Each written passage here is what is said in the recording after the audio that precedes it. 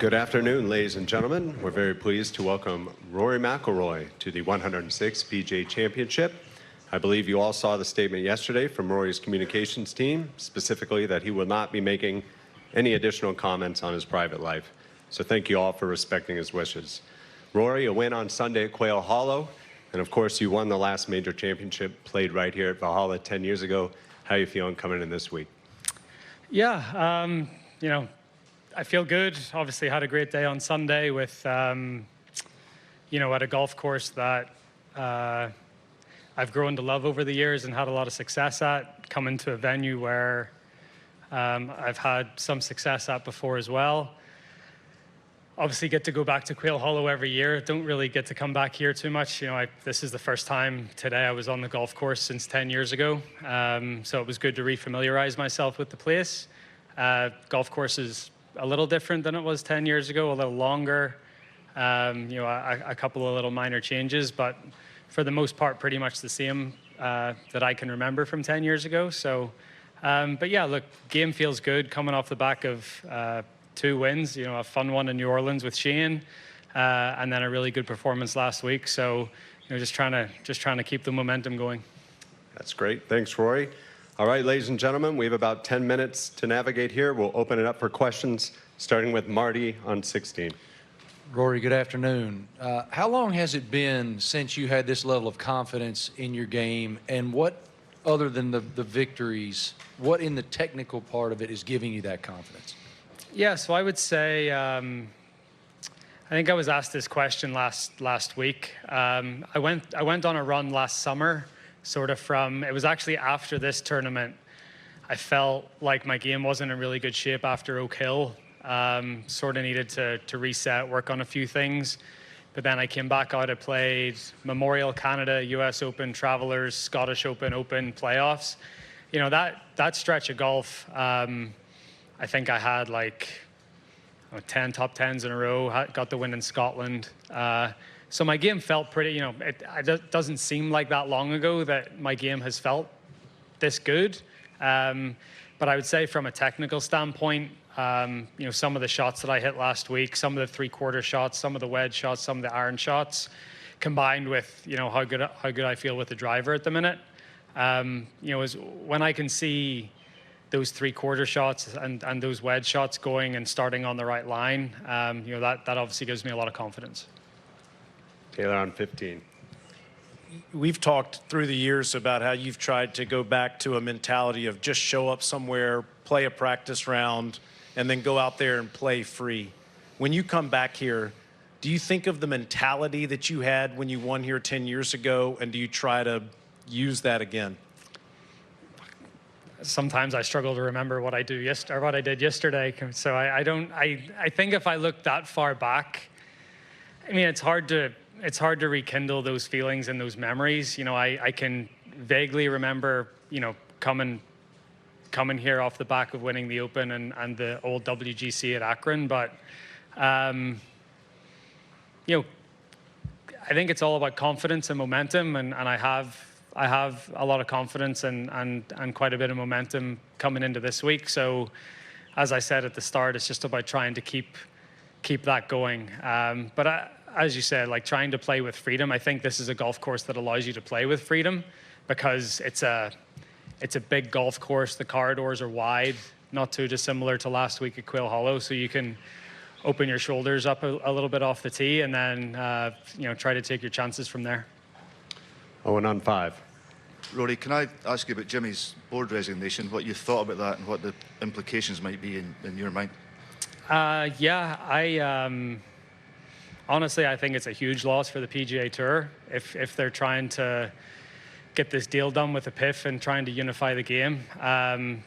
Jimmy was basically the relationship, the sort of conduit between the PGA Tour and PIF, and it's been really unfortunate that he hasn't been involved for the last few months, and I think part of the reason that everything is stalling at the minute is because of that. So it's really, really disappointing, and I think the tour is in a worse place because of it. So we'll see where it goes from here, and we'll see what happens. But I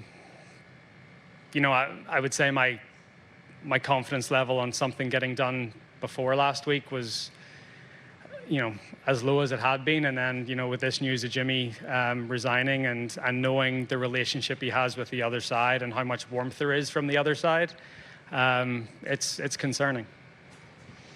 Kira on 8. So Shane Lowry mentioned that you told him what you had off the tee, the driver at Zurich, was the best you'd ever driven the ball. You've also said that you like to play your way into form.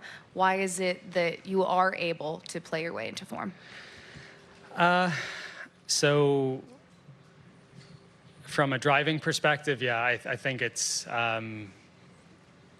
honestly, it's probably the best driver I've had in the last few years. I've really gotten comfortable with the driver. And I think some of the technical things in my swing are just a little bit better. And the good drives are still very good, but the bad drives aren't as bad, so the misses aren't as wild. And then, sorry, what was the second part of the question? Well, just you've always historically said that you like to play your way into form. Well, why is that the case for you? I think for me, it's not.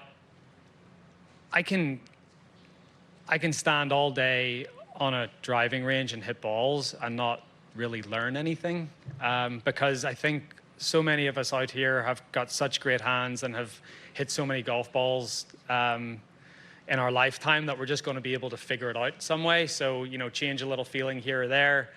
So to me, I learned the most about my game just by playing. I've played a lot this year. I've sort of figured out where my weaknesses are, what my tendencies are, how I can manage my game better. And yeah, after the win in New Orleans, I didn't pick up a club for 6 days. I hit balls for a couple of hours at the Grove on Sunday before going to Quail Hollow, and I go and I produce a performance like that. So, I think you need to know yourself, and sometimes it's about grinding on the range and working on technical stuff, but at other times it's just about getting on the golf course, playing with a card in your hand, and understanding, how you're playing a game. I think that, the one thing about golf compared to any other sport is we don't practice on the field that we play on.